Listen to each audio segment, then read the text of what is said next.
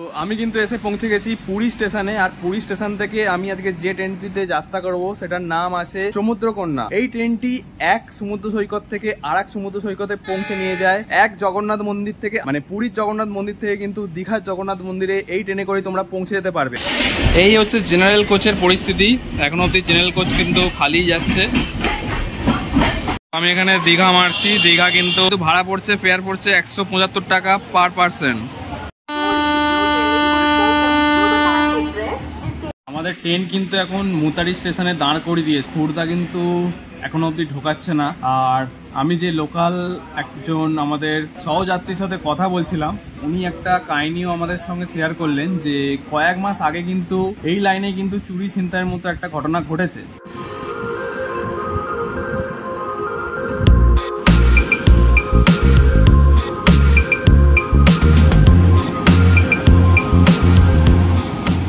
নমস্কার বন্ধুরা, আজকের ব্লগটা একদমই স্পেশাল হতে চলেছে। আজ আমি সফর করব সমুদ্রকন্যা এক্সপ্রেসে, ট্রেন নাম্বার 22890। এই ট্রেনটা খুবই ইউনিক, কারণ এটা পুরী থেকে শুরু করে পৌঁছে দেয় দীঘাতে। মানে ভাবুন তো, এক সমুদ্র থেকে আরেক সমুদ্র পর্যন্ত আপনি একটাই ট্রেনে করে ভ্রমণ করতে পারবেন। তাহলে চলুন শুরু করা যাক আজকের আমাদের এক সমুদ্র থেকে আরেক সমুদ্রের ট্রেন যাত্রা।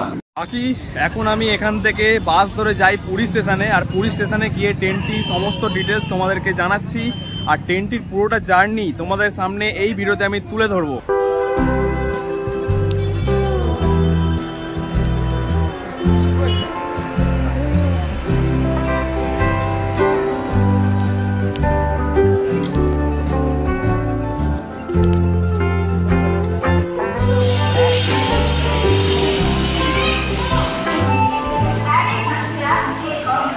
আমি কিন্তু এসে পৌঁছে গেছি পুরী স্টেশনে। আর পুরী স্টেশন থেকে আমি আজকে যে ট্রেনটিতে যাত্রা করব সেটার নাম আছে সমুদ্রকন্যা। আর ট্রেন নাম্বার আছে 22890। এই ট্রেনটি এক সমুদ্র সৈকত থেকে আরেক সমুদ্র সৈকতে পৌঁছে নিয়ে যায়। এক জগন্নাথ মন্দির থেকে আরেক জগন্নাথ মন্দিরে মানে পুরীর জগন্নাথ মন্দির থেকে কিন্তু দীঘার জগন্নাথ মন্দিরে এই ট্রেনে করে তোমরা পৌঁছে যেতে পারবে। আর এই ট্রেনটি শুধুমাত্র চলে কিন্তু শনিবারই। আজ শনিবার, তাই আমি এই ট্রেনটিতে যাত্রা করব। তবে আজকে আমি কিন্তু পুরো দীঘা অবধি যাব না, আমি পাঁশকুড়াতে নেমে যাব, কেননা আমাকে হাওড়া যেতে হবে।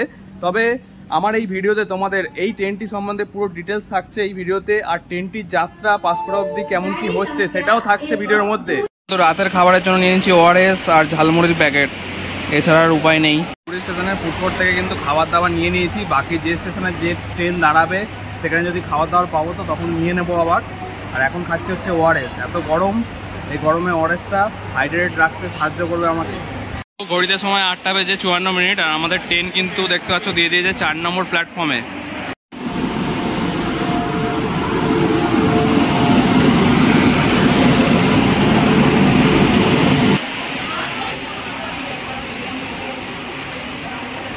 আমাদের ট্রেন কিন্তু দিয়ে দিয়েছে 4 নম্বর প্ল্যাটফর্মে। আর এই ট্রেনেতে কিন্তু 4টে জেনারেল কোচ আছে, 2টো সামনে 2টো পিছনে। আর আজকের আমি কিন্তু যাত্রা করব জেনারেল কোচেতেই।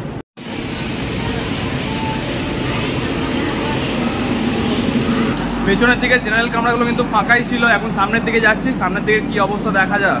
আর তোমরা যারা ভাবছো যে হাওড়া যাবে, তোমরা এই ট্রেনটা করে কিন্তু যেতে পারো। পাঁশকুড়াতে নেমে তারপরে লোকাল ট্রেন ধরে নিয়ে যেতে পারো, আমি যেরকম ভাবে আজকে যাত্রা করব। আর এই পাশে দেখতে পাচ্ছ আমাদের এই পাশে দাঁড়িয়ে আছে কিন্তু শালিমার। এটা কিন্তু শালিমার যাচ্ছে। আমাদের বগি কিন্তু পুরোই ফাঁকা, এটা কিন্তু জেনারেল ক্লাসের। আর আমরা কিন্তু খুবই ভালো একটা কোচ পেয়েছি, এলএইচবি কোচ পেয়েছি। তবে দেখতে পাচ্ছ শুধু আমরাই কিন্তু আছি এই বগিটাতে। তো একদমই ক্রাউড নেই, পুরোই ফাঁকা। আজকে হয়তো এরকমই ফাঁকাই হয়তো জার্নি করবো ট্রেনেতে। তো আগেই বলেছিলাম তোমরা যারা ধরো পুরী থেকে হাওড়া যেতে চাইছো, আজকে আমি যেভাবে যাবো পাঁশকুড়াতে নেবে, তো তোমরা এইভাবেও কিন্তু যেতে পারো এই ট্রেনটা করে। তবে এই ট্রেনটার একটাই সমস্যা, এই ট্রেনটা কিন্তু শুধু শনিবারই কিন্তু চলে। ট্রেনটা কিন্তু দীঘা যেতে টোটাল 10টা হল্ট দেবে আর 10 ঘন্টার মতো কিন্তু টাইম লাগাবে। তবে আমি আজকে কিন্তু দীঘা যাব না, আমি নেমে যাব হচ্ছে পাঁশকুড়াতে। পাঁশকুড়াতে নেবে আমি লোকাল ট্রেনে করে যাব হচ্ছে হাওড়া। এটা কিন্তু ছাড়ার কথা ছিল 9:05, এখন কিন্তু ঘড়ির কাঁটায় 9:10 বেজে গেছে, কিন্তু আমাদের ট্রেন কিন্তু এখনো ছাড়েনি। তাহলে বোঝা যাচ্ছে যে ট্রেনটা হয়তো একটু লেটে ছাড়বে। তো দেখা যাক কখন ট্রেন ছাড়ছে। তো দীঘা যেতে ফেয়ার পড়ে 175 টাকা। আমি যেহেতু পাঁশকুড়াতে নেমে যাব তাই কিন্তু আমার ফেয়ার পড়লো 160 টাকা করে। আমার কিন্তু আগের ভিডিওতে তোমরা দেখেছিলে, আমি কিন্তু আগের ভিডিওতে জেনারেলতে জার্নি করেছিলাম, সেটাও কিন্তু ফাঁকাই ছিল। তো ট্রেনটা কিন্তু ঠিকঠাক চুজ করতে হবে আমার মনে হয়, তবে কিন্তু ঠিকঠাকভাবে তোমরা জার্নিটা করতে পারবে। কেননা আজকেও দেখছো আমি কিন্তু জেনারেলতেই হচ্ছে যাত্রা করছি, আজকেও কিন্তু কোচ কিন্তু একদমই ফাঁকা।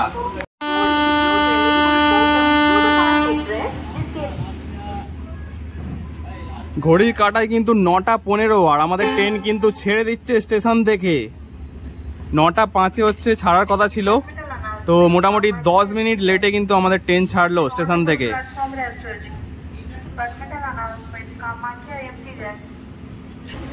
আর যদি বলি জেনারেল কোচের কথা, জেনারেল কোচ কিন্তু একদমই ফাঁকা, শুধু কিন্তু আমরাই যাচ্ছি।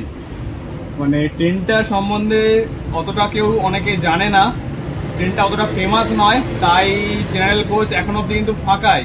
আর আরেকটাও বিষয় আছে, ট্রেনটা যেহেতু শনিবার করেই শুধু চলে, সেই জন্য কিন্তু একটা বিষয় হতে পারে ট্রেনটা ফাঁকা থাকার একটা কারণ।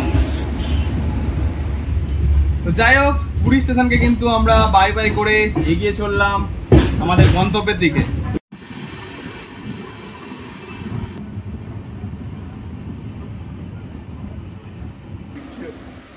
कितना टाइम पहले की बात है ये?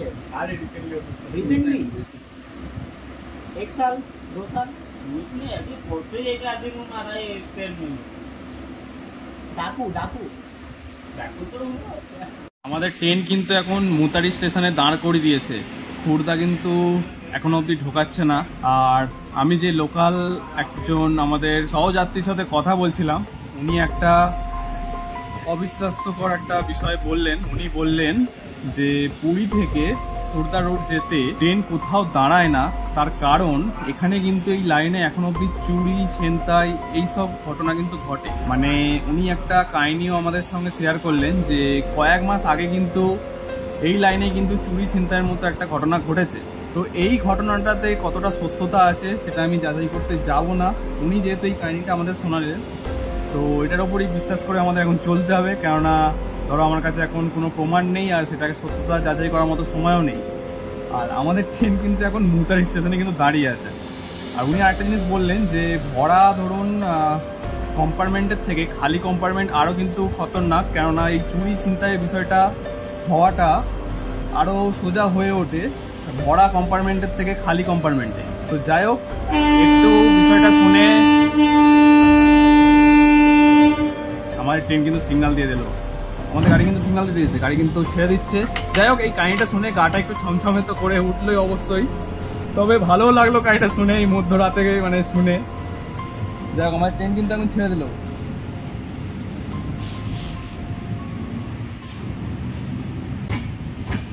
ট্রেন কিন্তু আমাদের ঢুকছে খুর্দা রোড জংশনে, ঢোকার কথা ছিল 9টা 35-এ, আর এখন ঘড়িতে বাজছে হচ্ছে 10টা 30। তো 10টা 30-এ কিন্তু আমাদের ট্রেন ঢোকালো খুর্দা রোড জংশনে, মোটামুটি 1 ঘন্টার মতো লেট কিন্তু।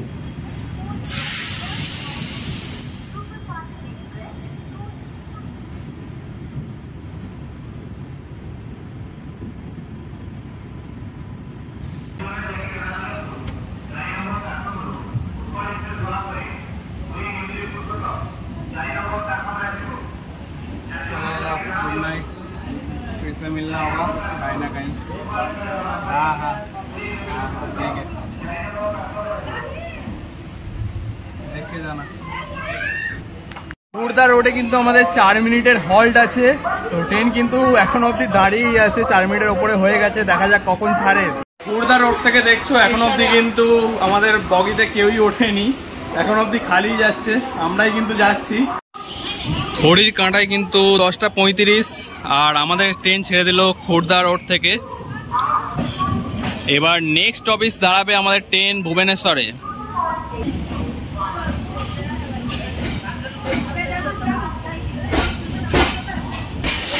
এই হচ্ছে জেনারেল কোচের পরিস্থিতি, এখন অবধি জেনারেল কোচ কিন্তু খালি যাচ্ছে, দেখতে পাচ্ছ তোমরা। এই ট্রেনে কিন্তু প্যান্টি কার্ড নেই, তাই একজন ভেন্ডার উঠেছিলেন, তো ওনার থেকেই হচ্ছে ডিম বিরিয়ানি আমি নিয়ে নিয়েছি। তো এটাই এখন খেয়ে দেখবো কেমন কি খেতে থাকছে। এটা কিন্তু প্রাইস আমার থেকে বলেছিল 60 টাকা, আমি বললাম 50 টাকা নাও, রাত হয়ে গেছে, তো রিকোয়েস্টের পরে কিন্তু 50 টাকায় কিন্তু নিল। আর এখন খুলি, এই দেখতে পাচ্ছ এখানে একটা পিকেল দিয়েছে, আর 2টো ডিম আর রাইস আছে। মানে এটাকে বিরিয়ানি বলা চলে কি জানি না বাবা।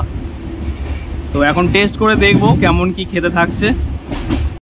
ট্রেনের খাবার যে ভালো হবে এটা কিন্তু এক্সপেক্ট করবেই না, কারণ ট্রেনের খাবার এই এ ক্লাস খাবার হবে না, এটাই মেনে খেতে হবে। পেটটা যাতে ভরা থাকে তাই জন্য কিন্তু আমি খাবারটা খাচ্ছি, মানে আমার এনার্জি যাতে স্টোর থাকে খাবারটা খেয়ে, তাই জন্যই কিন্তু খাওয়া। স্বাদের জন্য খাওয়া নয়, মানে মুখের স্বাদের জন্য, ঠিক আছে। এই যে ভাতটা খাচ্ছি এটাকে বিরিয়ানি বলে ওরা বেচছে, কিন্তু মোটে ওটা বিরিয়ানি নয়, সাদা ভাত যেমন খেতে লাগে তেমনই কিন্তু খেতে লাগছে। বাকি ডিমটা কিন্তু বন্ধ হয়নি, ডিমটা মোটামুটি ভালোই আছে, কিন্তু ডিমটা সাইজটা অনেকটা ছোট। যাই হোক, এটা দিয়েই কাজ চালাতে হবে। চলো 10:55 আমাদের ট্রেন কিন্তু ঢুকে গেল ভুবনেশ্বরেতে। 10:20 আমাদের ট্রেন ঢোকার কথা ছিল ভুবনেশ্বরে, কিন্তু লেটে ঢুকিয়েছে। মনে হচ্ছে কিন্তু ভুবনেশ্বর স্টেশন থেকে আমাদের জেনারেল কামরা ফুল হতে চলেছে বন্ধুরা। স্টেশন থেকে কিন্তু তেমন একটা ভিড় হলো না, কিছু সিট এখনো কিন্তু খালিই যাচ্ছে ভুবনেশ্বর থেকেও।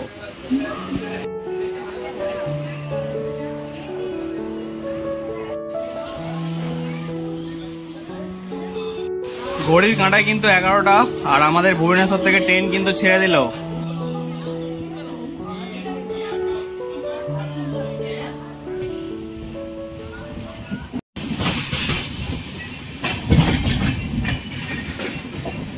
ট্রেন আমাদের ঢুকে গেল কটক জংশনে। 10:50 ঢোকার কথা ছিল, কিন্তু ঢুকছে ট্রেন আমাদের 11:27।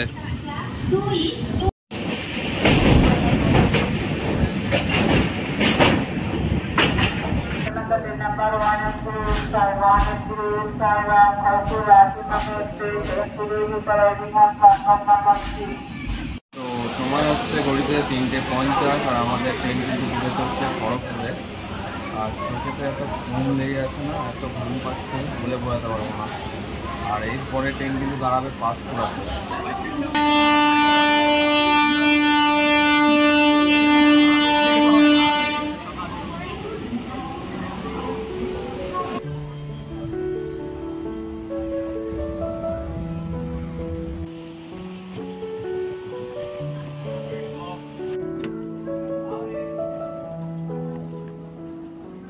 চারটে 42-এ কিন্তু আমাদের এই ট্রেনটি পাঁশকুড়াতে নামালো। 4:08 নামানোর কথা ছিল। আর এই ট্রেনটি হচ্ছে তমলুক ঘন্টাই হয়ে কিন্তু পৌঁছে যাবে দীঘা। আর আমি যেহেতু লেটে পৌঁছেছি তাই লোকালটা আমার মিস হয়ে গেছে। আবার আমার লোকাল আছে এখান থেকে হচ্ছে 5:30-এ হাওড়ার জন্য।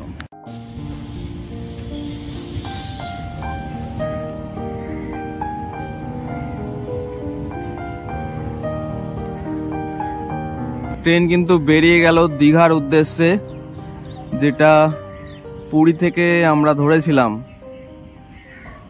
ওভারঅল জার্নির কথা যদি বলি, জার্নি কিন্তু খুবই স্মুথভাবে জার্নি ছিল পুরী থেকে। তবে কটক স্টেশন থেকে হচ্ছে প্রত্যেকটা সিটি ফুল হয়ে গেছিল। তবে এমনটা নয় যে গ্যাদাগেদি ভিড়টা ছিল, গ্যাদাগেদি ভিড়টা ছিল না। বাকি এখন হচ্ছে আমার এই পাঁশকুড়া থেকে আছে হচ্ছে হাওড়ার লোকাল ট্রেন। 4:30-এর ট্রেনটা আমি মিস করেছি, যেহেতু ট্রেনটা লেট করে ঢুকিয়েছে তাই জন্য। আর এখন আমি হচ্ছি 5:30-এর 5 নম্বর প্ল্যাটফর্ম থেকে হাওড়ার লোকাল ট্রেন ধরে কিন্তু হাওড়া এখন পৌঁছে যাব।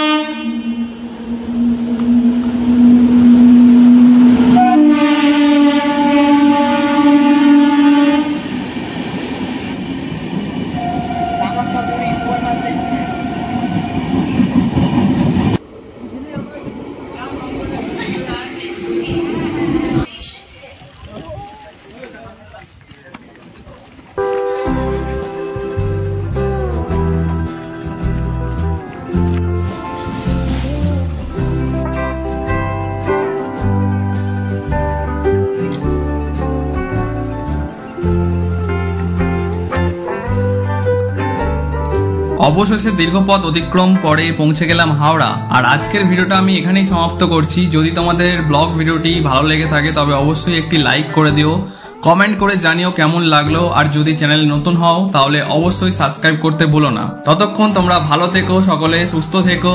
আবার দেখা হবে আমাদের খুবই শীঘ্রই অন্য কোনো একটা ভিডিওতে।